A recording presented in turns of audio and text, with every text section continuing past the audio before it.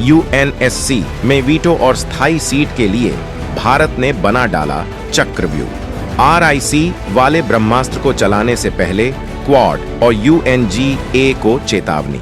PM Modi इस वक्त America की यात्रा पर हैं, जहां वो क्वाड शिखर सम्मेलन में शामिल होने के लिए गए हैं। लेकिन इस मीटिंग के भारत के लिए बेहद खास मायने इस वजह से है क्योंकि इसके जरिए पीएम मोदी एक तीर से कई निशाने साधने वाले हैं। सबसे बड़ी बात यह है कि भारत अपने 3 ताकतवर देशों के साथ उस दुश्मन चीन का पक्का इलाज करने जा रहा है, जो संयुक्त राष्ट्र सुरक्षा परिषद में भारत की एंट्री का सबसे बड़ा दुश्मन बना हुआ है। चारों देशों का केवल और केवल एक ही टारगेट होगा, जहां अमेरिका भी चीन की बर्बादी का पुख्ता इंतजाम करना चाहता है और भारत अमेरिका की इस कमजोरी का पूरा फायदा उठाना चाहता है। पीएम मोदी अमेरिका और अपने दूसरे 2 साथियों के साथ मिलकर चीन का ऐसा हुक्का पानी बंद करने वाले हैं जिससे कि सुरक्षा परिषद में वो भारत के खिलाफ आवाज उठाना भूल जाएगा। वहीं संयुक्त राष्ट्र में भारत के स्थायी प्रतिनिधि पर्वतानेनी हरीश ने एक बार फिर स्थायी सदस्यता की जोरदार मांग उठाई है। भारत अपनी इस मांग को लेकर इतनी मजबूत भूमिका बना चुका है कि चीन का वीटो भी इस तूफान के आगे टिकने नहीं वाला है।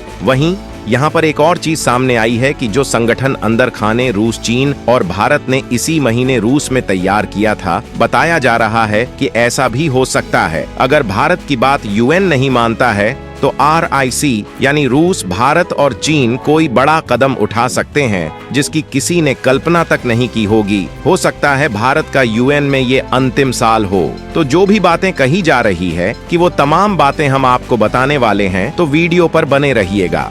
क्वाड शिखर सम्मेलन में भारत इस बार यूएनएससी का इलाज करेगा।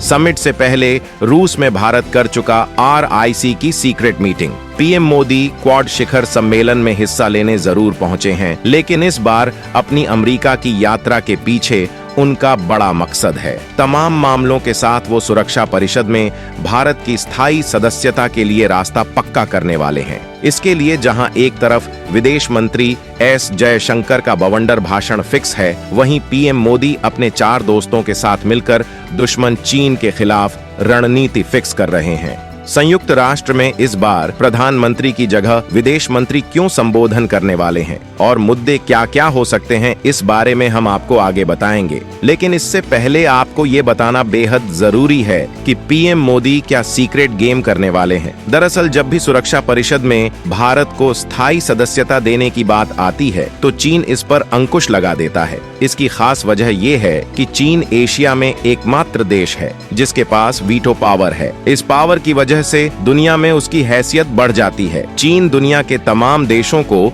अपनी इसी ताकत के जरिए खुद से जोड़कर रखने में कामयाब होता है और उन्हें वो अपने हथियार समेत तमाम चीजें निर्यात करता है। अगर भारत को ये ताकत मिल जाएगी तो वो भारत के ऊपर वो सारे दबाव नहीं बना पाएगा जो अभी वो बना पाता है। वो पाकिस्तान के पक्ष में कई बार सुरक्षा परिषद में भारत के प्रस्ताव पर वीटो लगा चुका है, खासकर तब जब भारत पाकिस्तानी आतंकी को अंतर्राष्ट्रीय आतंकी घोषित कराने के लिए आवाज उठाता है। चीन के इन कदमों से पाकिस्तान बाग बाग हो जाता है और उसकी गुलामी करता रहता है। लेकिन चीन भारत के अलावा अमेरिका के लिए भी बड़ी दिक्कत है। कहीं न कहीं अमेरिका ने इंटरनली इसी वजह से जापान के जरिए क्वाड का गठन कराया था, जिसे वो सैन्य संगठन में तब्दील करना चाहता है, जिसकी अंदर ही अंदर प्लानिंग चल रही है। और इसी वजह से अमेरिका इस बार के शिखर सम्मेलन में भारत के लिए कोई ठोस रणनीति बना सकता है। क्वाड सुरक्षा परिषद के लिहाज से इस वजह से भी खास है क्योंकि इसमें जापान और भारत G4 देशों का हिस्सा भी हैं, जो सुरक्षा परिषद में स्थायी सदस्यता की मांग कर रहे हैं। चीन ने भारत की मजबूत रणनीति को पहले ही भांप लिया है और इसी वजह से उसने भारत के आगे जाल बिछाने की कोशिश की है। वो G4 देशों में फूट डालना चाहता है क्योंकि भारत और जापान दोनों उसके पड़ोसी हैं। अगर एक साथ इन दोनों को स्थायी सदस्यता मिलती है तो इससे उसकी शामत आने वाली है। इसी वजह से उसने भारत को इस शर्त पर स्थायी सदस्यता में समर्थन दिए जाने का ऐलान कर दिया है कि इसके लिए भारत को जापान का समर्थन करना बंद करना पड़ेगा। चीन जानता है कि भारत ऐसा नहीं करेगा, इसी वजह से उसने ऐसी शर्त रखी है। लेकिन एक बात तो तय है कि चीन को यहां तक पहुंचाने में भी भारत के दमखम का ही दबाव है, जिसके आगे वो ये जान चुका है कि भारत रुकने वाला नहीं है। वो किसी भी तरीके से इस लड़ाई में जीत हासिल करेगा। अकेले चीन उस पर दबाव नहीं बना पाएगा, क्योंकि दुनिया के तमाम देश अगर चाहेंगे तो वो अकेला कुछ नहीं कर पाएगा। वहीं अमेरिका चीन के खिलाफ भारत को इतना मजबूत बनाना चाहता है कि जिससे चीन भारत के साथ ही उलझा रह जाए और अमेरिका तक पहुंचने की कोशिश न करे। क्वाड में चारों देश इस पर सहमत हो सकते हैं, जिससे चीन को 2 दिशाओं में वीटो पावर के साथ 2 ताकतवर देश खड़े होंगे। और देशों की बात अलग है, लेकिन भारत का पक्ष बेहद मजबूत हो जाता है। भारत जनसंख्या के लिहाज से है दुनिया का सबसे विशाल देश। जो यूएनएससी करने में हुआ नाकाम, वो करने के लिए बनाया प्लान।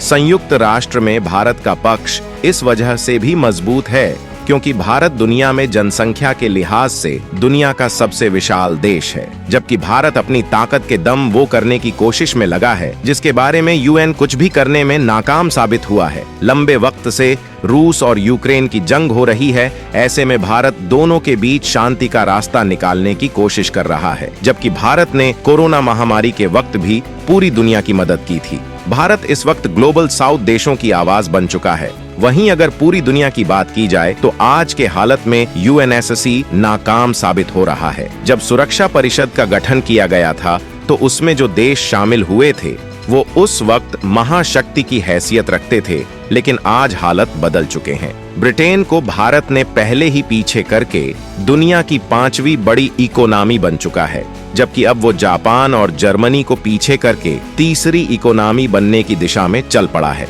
रक्षा से लेकर तमाम मामलों में भारत एक बहुत बड़ी ताकत बन चुका है। वहीं रूस जैसा देश इतने लंबे वक्त के बाद भी जंग को खत्म करने में नाकाम हो गया है। इससे अंदाजा लगाया जा सकता है कि सुरक्षा परिषद के स्थायी सदस्य कितने ताकतवर देश हैं। भारत लंबे वक्त से इसमें सुधार की मांग करता रहा है, लेकिन इसके बाद भी इसमें कोई बदलाव नहीं हुआ है। 1992 में संयुक्त राष्ट्र महासभा ने सुरक्षा परिषद में सुधार के लिए एक टीम बनाई, लेकिन 15 साल बाद 2008 में संयुक्त राष्ट्र ने इस मुद्दे पर सरकारी स्तर पर बात करनी शुरू की, लेकिन 16 साल गुजर जाने के बाद भी इसमें कोई बदलाव नहीं हो पाया है।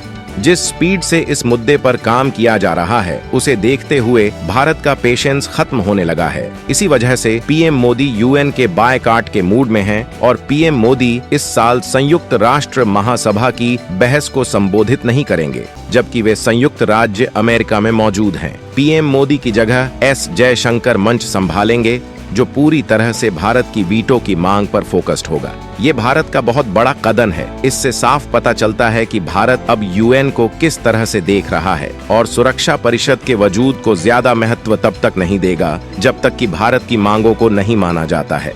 यूएन बजाय पीएम मोदी 23 सितंबर को भविष्य के शिखर सम्मेलन को संबोधित करेंगे, लेकिन इस सम्मेलन में भी पीएम का जोर सुरक्षा परिषद पर जरूर होगा। भारत ने दुनिया को अपनी वैश्विक ताकत दिखाई है जी। 20 में भारत ने अफ्रीकी संघ को इंटर करा के अपना दम दिखाया है और अब वो खुद को वीटो दिलाने में लगा है। अमेरिका भी भारत को स्थायी सदस्यता का समर्थन तो करता है, लेकिन वो वीटो देने का विरोध करता है, जबकि भारत अब वीटो के लिए अड़ चुका है। यूएन में भारत के स्थायी सदस्य पर्वतानेनी हरीश ने भी एक बार फिर से स्थायी सदस्यता की मांग करके पहले ही माहौल बना दिया है। मीडिया से बातचीत में उन्होंने भारत की मजबूत मांगों का खुलासा किया है, जबकि जयशंकर और पीएम मोदी अब तूफान खड़ा करने को तैयार हैं। तो दोस्तों, स्थायी सदस्यता को लेकर भारत के इस खेल पर आपका क्या कहना है, कमेंट में जरूर बताएं।